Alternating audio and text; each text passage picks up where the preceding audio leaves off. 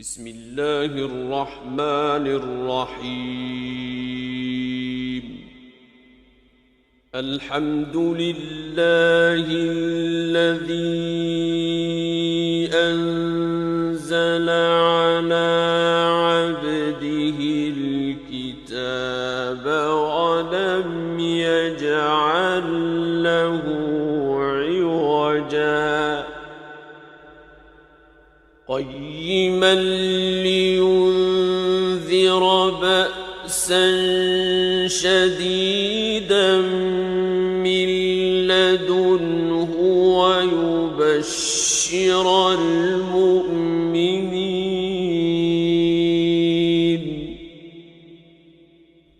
ويبشر المؤمنين الذين يعملون الصالحات أن لهم أجرا حسنا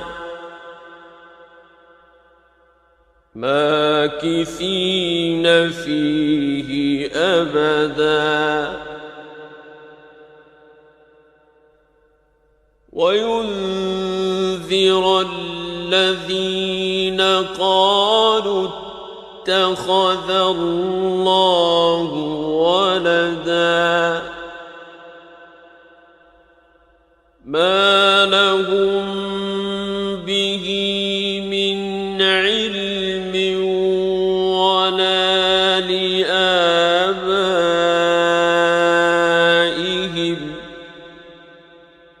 كبرت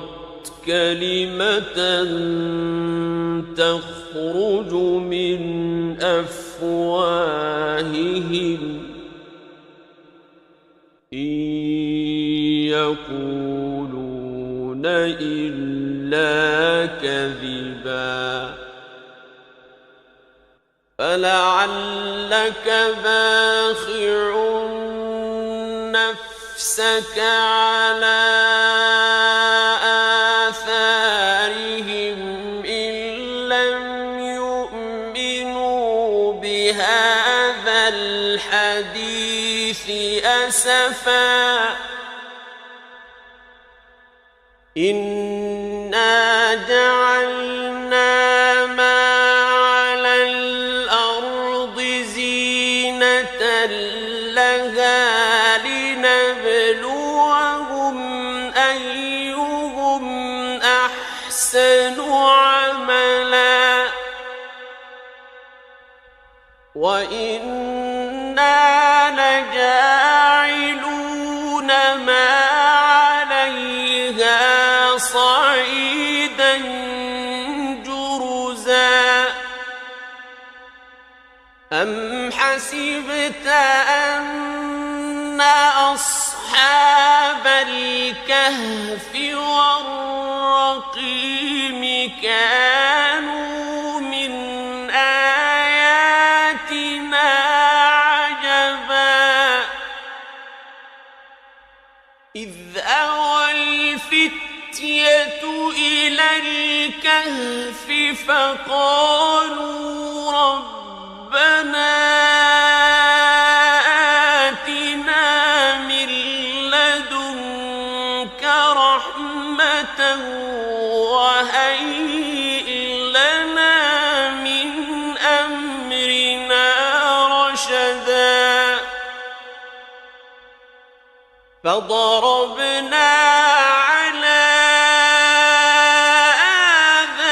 آذانهم في الكهف سنين عددا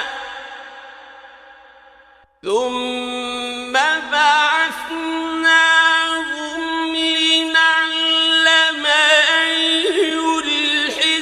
الحزبين أحصى لما لبثوا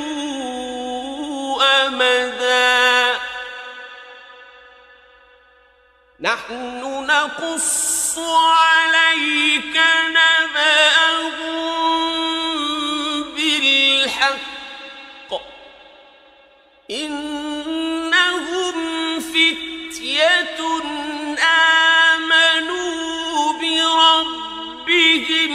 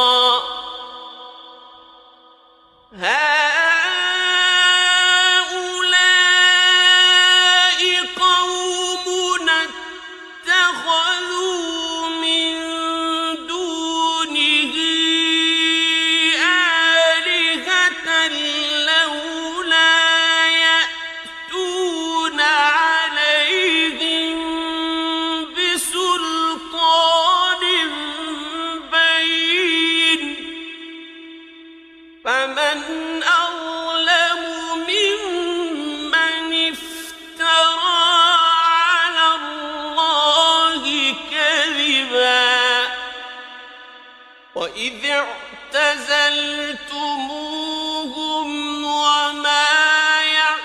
يعبدون إلا الله فأووا إلى الكهف ينشر لكم ربكم من رحمته فأووا إلى الكهف ينشر لكم ربكم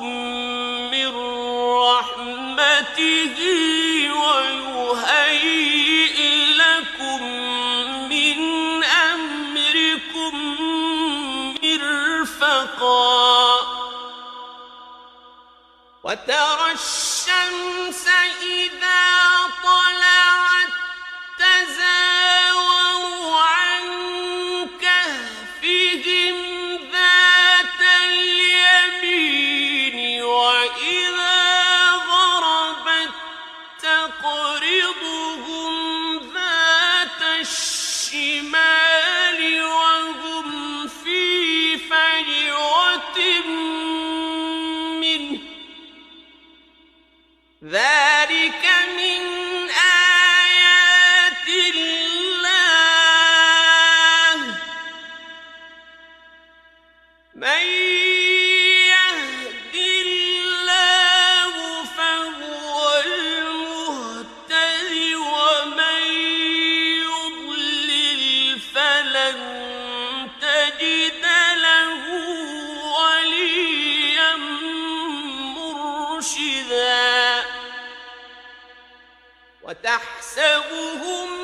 أيقاظا وهم رقود ونقلبهم ذات اليمين وذات الشمال وكلبهم باسط ذراعيه بالوصيد لو اطلعت عليهم لوليت منهم فرارا ولملئت منهم رعبا وكذلك بعثناهم ليتساءلوا بينهم قال قائل منهم كم لبثتم قالوا لبثنا يوما أو بعض يوم قالوا ربكم أعلم بما لبثتم فابعثوا أحدكم بورقكم هذه إلى المدينة فلينظر أيها أزكى طعاما فلينظر أيها أزكى طعاما فليأتكم برزق منه وليتلطف ولا يشعرن بكم أحدا إنهم إن يظهروا عليكم يرجموكم أو يعيدوكم في ملتهم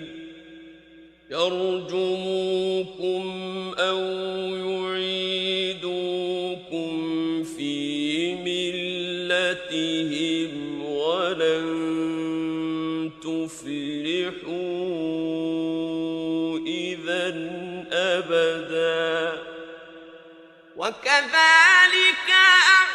أعثرنا عليهم ليعلموا أن وعد الله حق وأن الساعة لا ريب فيها إذ يتنازعون بينهم أمرهم فقالوا ابنوا عليهم بنيانا ربهم أعلم بهم قال الذين غلبوا على أمرهم لنتخذن عليهم مسجدا سيقولون ثلاثة رابعهم كلبهم ويقولون خمسة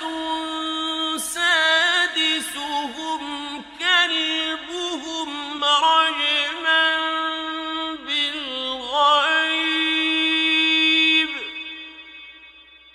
رجما بالغيب ويقولون سبعة وثامنهم كلبهم قل ربي أعلم بعدتهم ما يعلمهم إلا قليل فلا تمار فيهم إلا مراء ظاهرا ولا تستفت فيهم منهم أحدا ولا تقولن لشيء إني فاعل ذلك غدا إلا أن يشاء الله واذكر ربك إذا نسيت وقل عسى أن يهديني ربي لأقرب من هذا رشدا ولبثوا في كهفهم 300 سنين وازدادوا 9 قل الله أعلم بما لبثوا له غيب السماوات والأرض أبصر به وأسمع ما لهم من دونه من ولي ولا يشرك في حكمه أحدا واتل ما أوحي إليك من كتاب ربك لا مبدل لكلماته ولن تجد من دونه ملتحدا واصبر نفسك مع الذين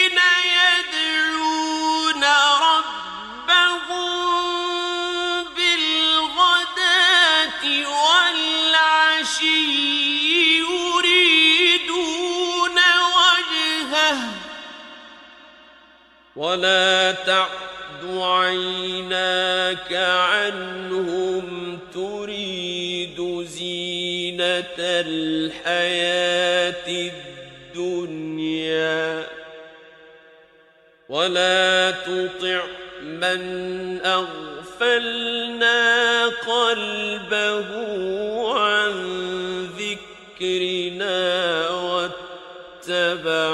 هواه وكان أمره فرطا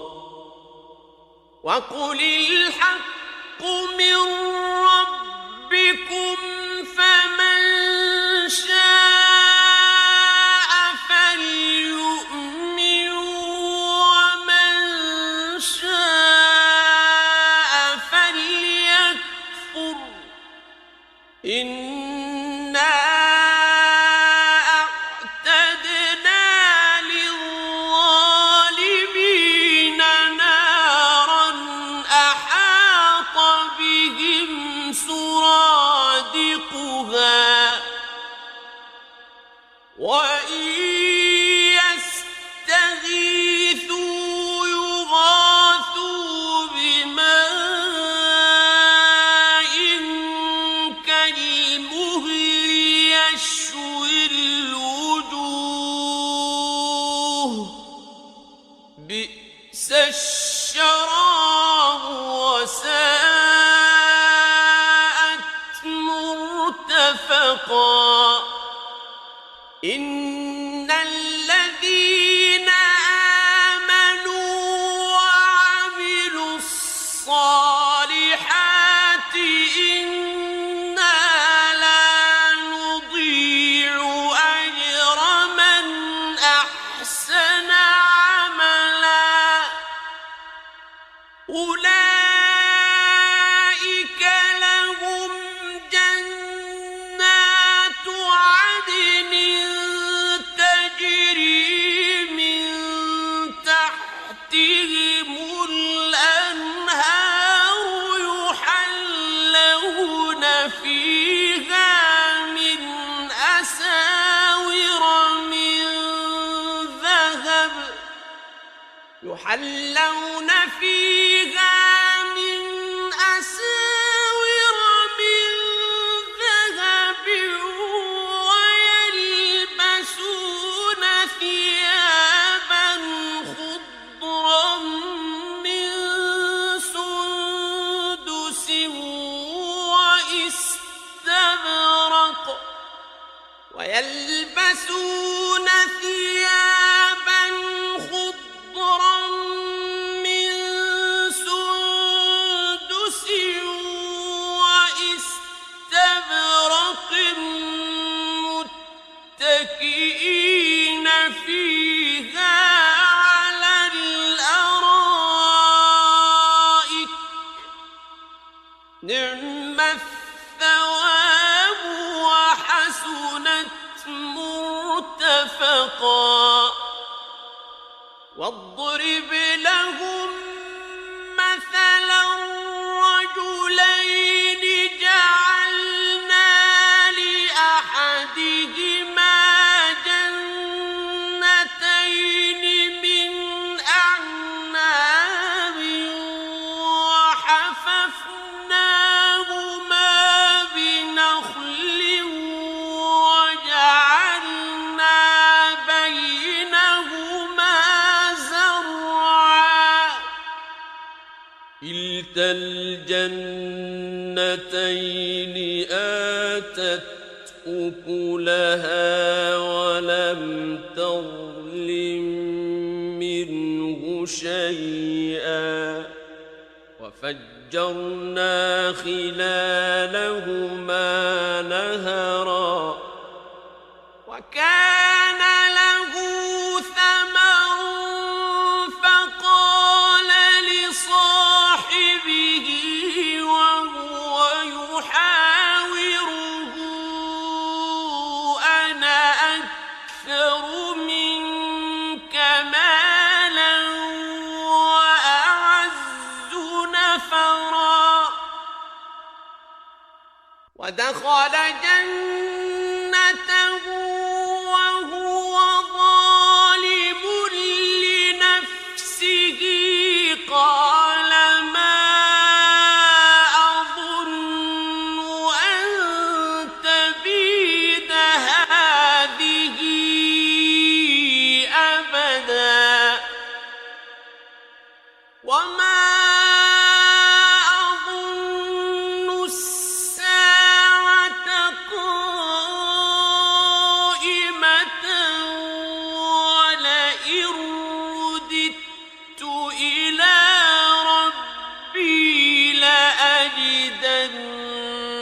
خيرا منها منقلبا قال له صاحبه وهو يحاوره أكفرت بالذي خلقك من تراب ثم من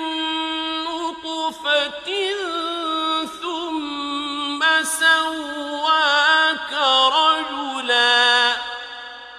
لكن هو الله ربي ولا أشرك بربي أحدا ولولا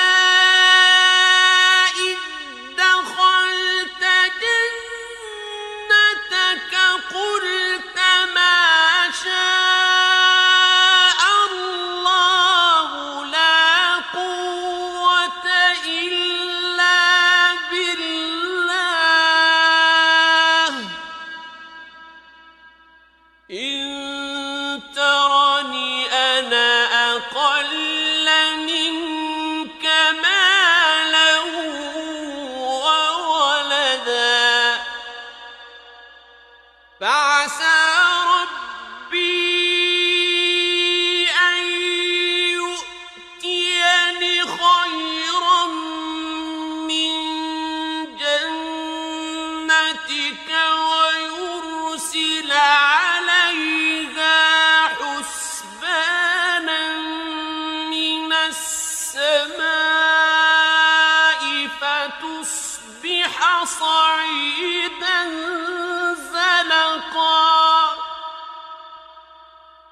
أو يصبح ماؤها غورا فلن تستطيع له طلبا وأحيط بثمره فأصبح يقلب كفيه على ما أنفق فيها وهي خاوية على عروشها فأصبح يقلب كفيه على ما أنفق فيها وهي خاوية على عروشها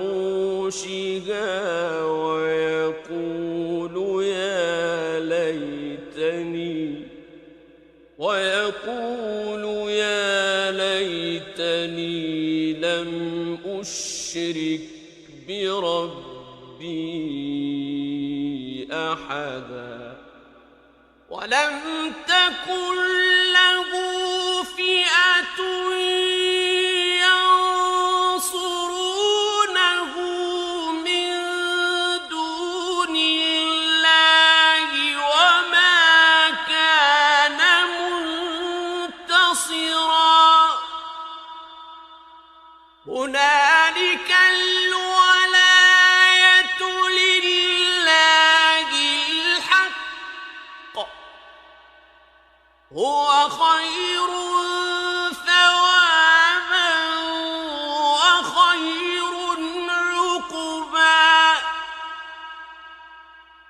واضرب لهم مثل الحياة الدنيا كماء أنزلناه من السماء فاختلط به نبات الأرض فأصبح هشيما تذروه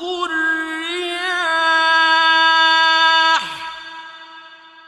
وكان الله على كل شيء مقتدرا المال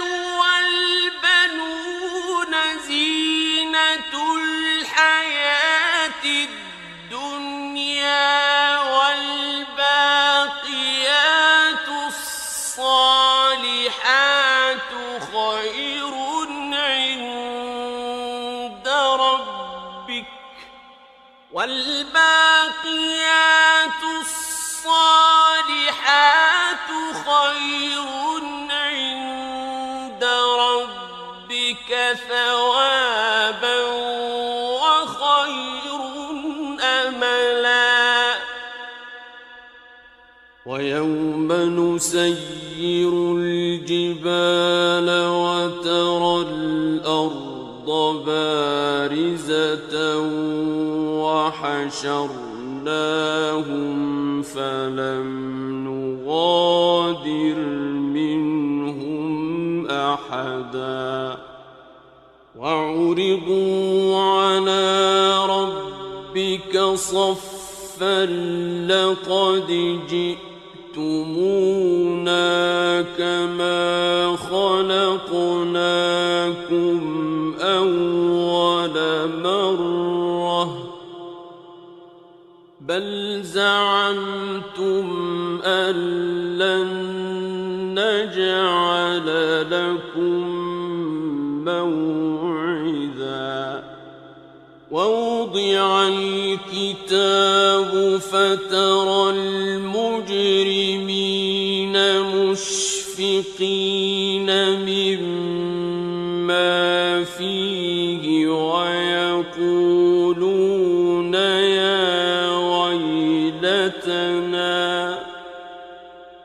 ويقولون يا ويلتنا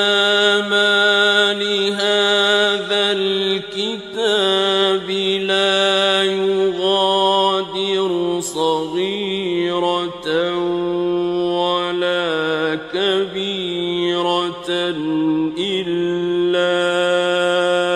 أحصاها ووجدوا ما عملوا حاضرا ولا يظلم ربك أحدا وإذ قلنا للملائكة اسجدوا لآدم فسجدوا إلا إبليس كان من الجن ففسق عن أمر ربه أفتتخذونه وذريته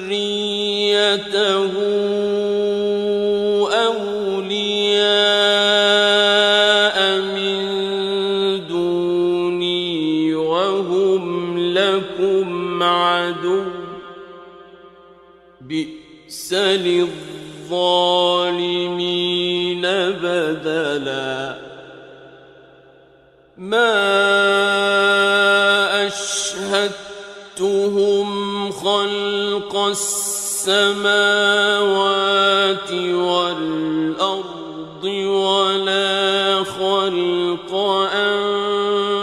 أنفسهم وما كنت متخذ المضلين عضدا ويوم يقول نادوا شركائي الذين زعمتم فدعوهم فلم يستجيبوا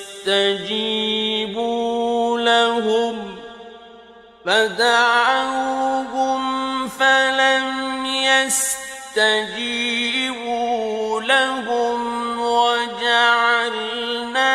بينهم موبقا ورأى المجرمون النار فظنوا أنهم مواقعوها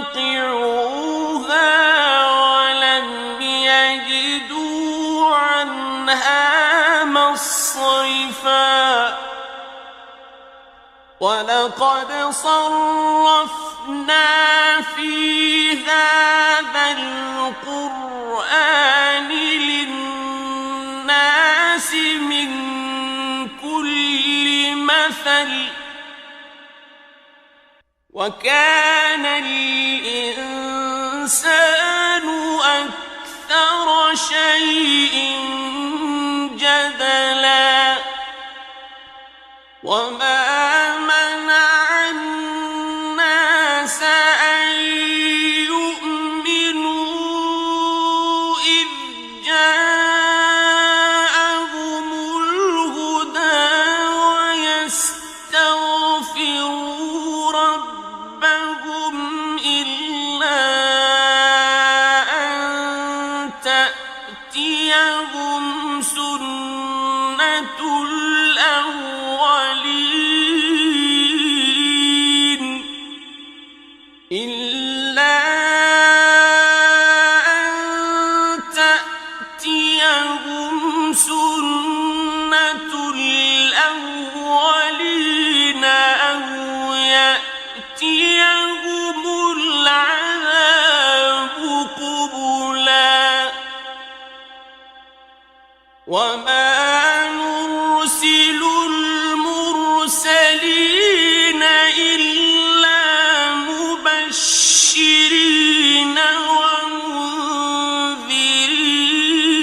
ومنذرين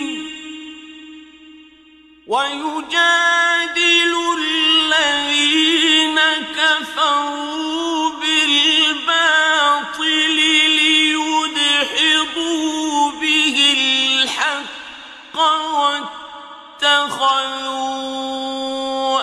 آياتي وما أنذروا هزوا ومن أظلم ممن ذكر بآيات ربه فأعرض عنها ونسي ما قدمت يداه إنا جعلنا على قلوبهم أكنة أن يفقهوه وفي آذانهم وقرا وإن تدعوهم إلى الهدى فلن يهتدوا إذا أبدا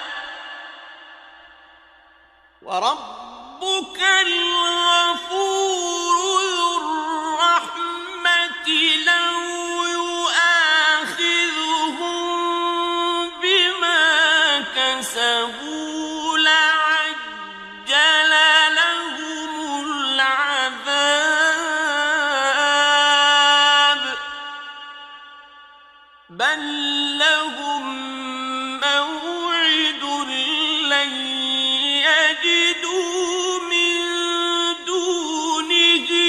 موئلا وتلك القرى أهلكناهم لما ظلموا وجعلنا لمهلكهم موعدا وإذ قال موسى لفتاه لا أبرح حتى أبلغ مجمع البحرين أو أمضي حقبا فلما بلغا مجمع بينهما نسيا حوتهما فاتخذ سبيله في البحر سربا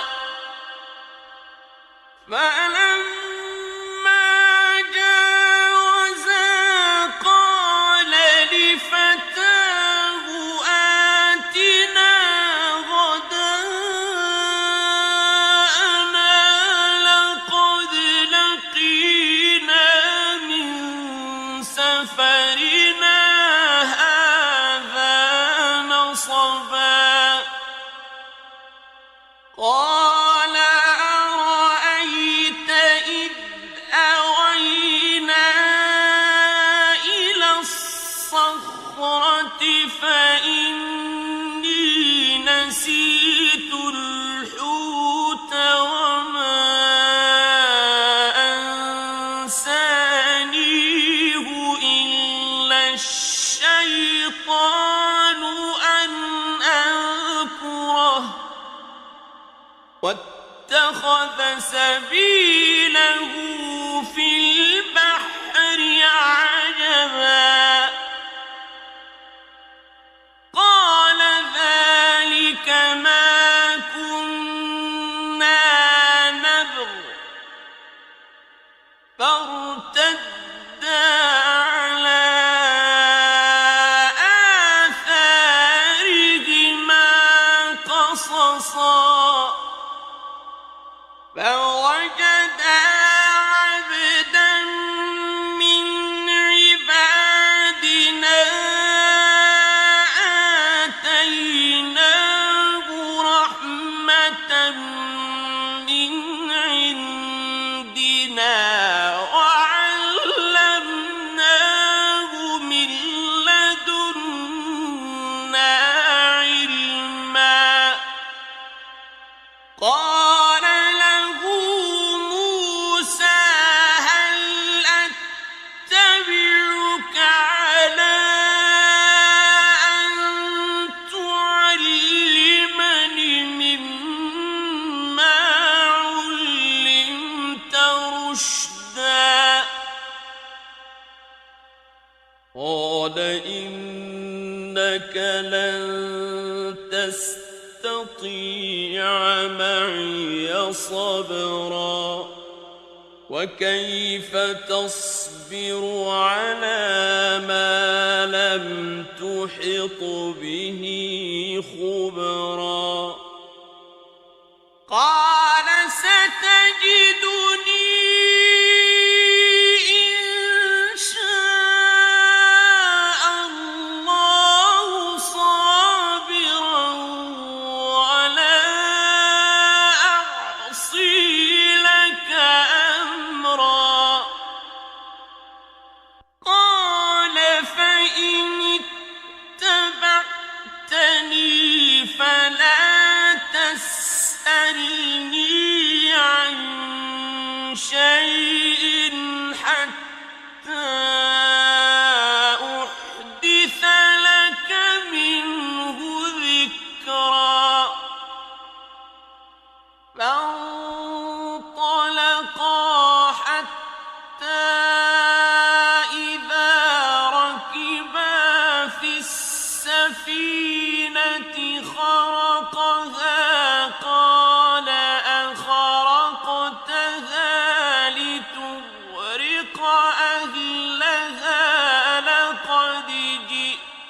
شيئا إمرا قال ألم أقل إنك لن تستطيع معي صبرا قال لا تؤاخذني بما نسيت ولا ترهقني من أمري عسرا فانطلقا حتى إذا لقيا غلاما فقتله قال أقتلت نفسا زكية بغير نفس لقد جئت شيئا نكرا قال ألم أقل لك إنك لن تستطيع معي صبرا قال إن سألتك عن شيء بعدها فلا تصاحبني قد بلغت من لدني عذرا فانطلقا حتى إذا أتيا أهل قرية استطعما أهلها فأبوا أن يضيفوهما فوجدا فيها جدارا يريد أن ينقض فأقامه قال لو شئت لاتخذت عليه أجرا قال هذا فراق بيني وبينك سأنبئك بتأويل ما لم تستطع عليه صبرا أما السفينة فكانت لمساكين يعملون في البحر فأردت أن أعيبها وكان وراءهم ملك يأخذ كل سفينة غصبا وأما الغلام فكان أبواه مؤمنين فخشينا أن يرهقهما طغيانا وكفرا فأردنا أن يبدلهما ربهما خيرا منه زكاة وأقرب رحما وأما الجدار فكان لغلامين يتيمين في المدينة وكان تحته كنز لهما وكان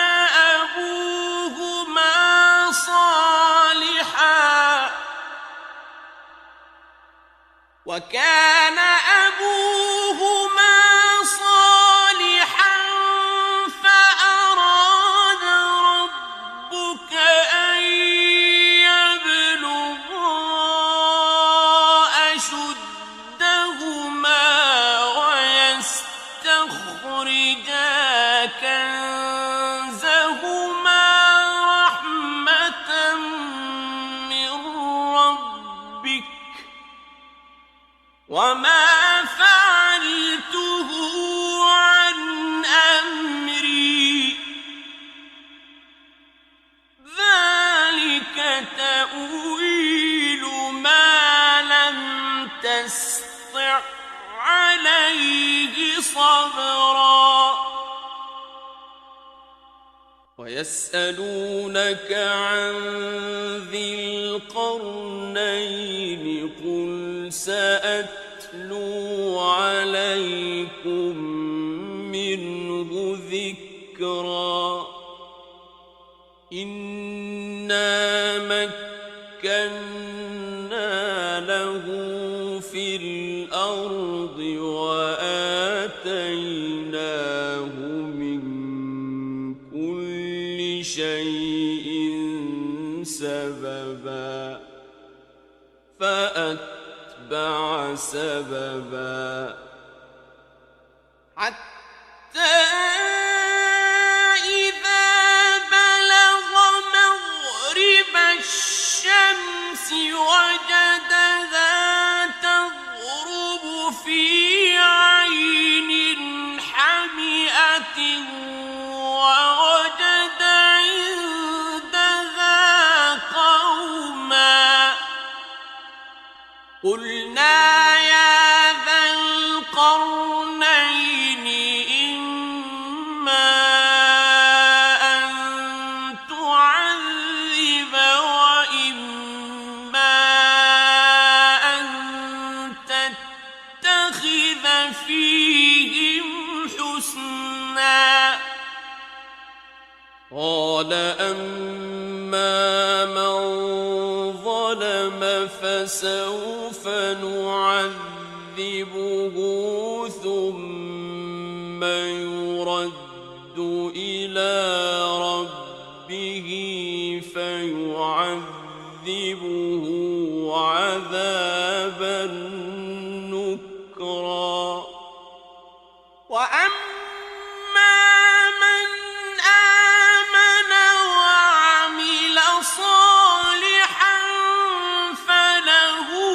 جزاء الحسنى وسنقول له من أمرنا يسرا ثم أتبع سببا حتى إذا بلغ مطلع الشمس وجدها تطلع على قوم لم نجعل لهم من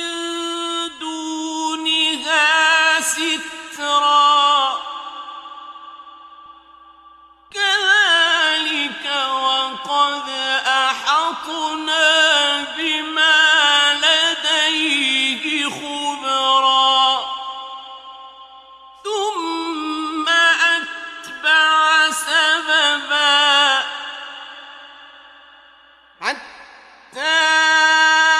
إذا بلغ بين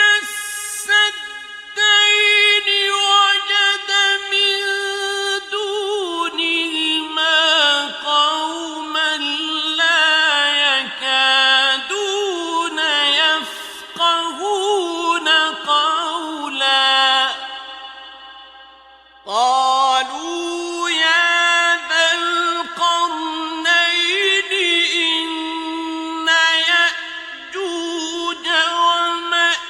ومأجوج مفسدون في الأرض فهل نجعل لك خرجا على أن تجعل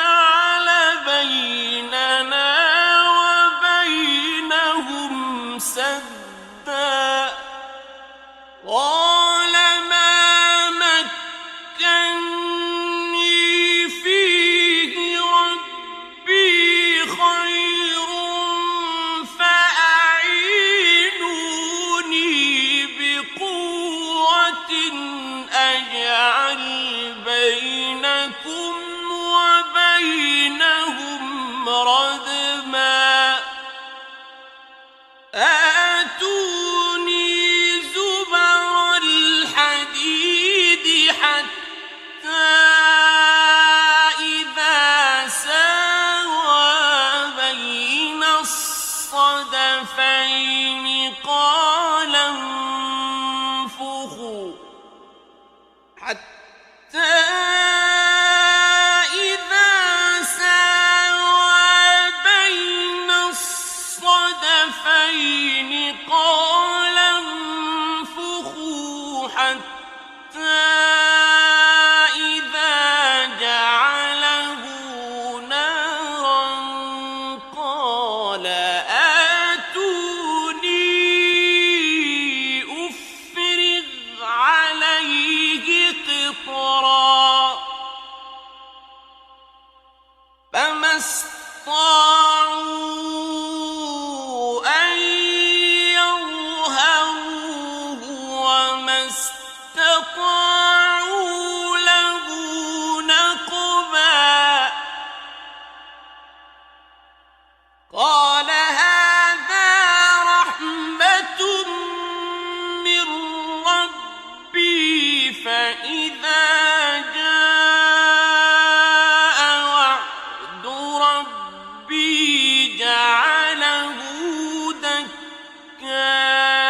دكاء وكان وعد ربي حقا وتركنا بعضهم يومئذ يموج في بعض ونفخ في الصور فجمعناهم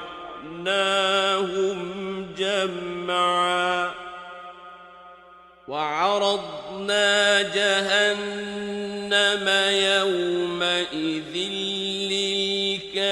للكافرين عرضا الذين كانت أعينهم في غطاء عن ذكري وكانوا لا يستطيعون سمعا أفحسب الذين كفروا أن يتخذوا عبادي من دوني أولياء إنا أعتدنا جهنم للكافرين نزلا قل هل ننبئكم بالأخسرين أعمالا الذين ضل سعيهم في الحياة الدنيا وهم يحسبون أنهم يحسنون صنعا أولئك الذين كفروا بآيات ربهم ولقائه فحبطت أعمالهم فلا نقيم لهم يوم القيامة وزنا ذلك جزاؤهم جهنم بما كفروا واتخذوا آياتي ورسلي هزوا إن الذين آمنوا وعملوا الصالحات كانت لهم جنات الفردوس نزلا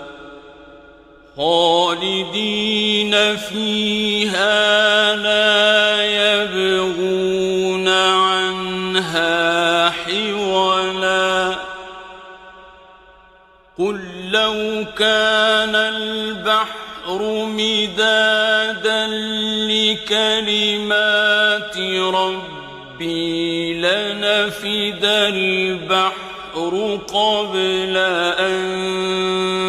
تنفد كلمات ربي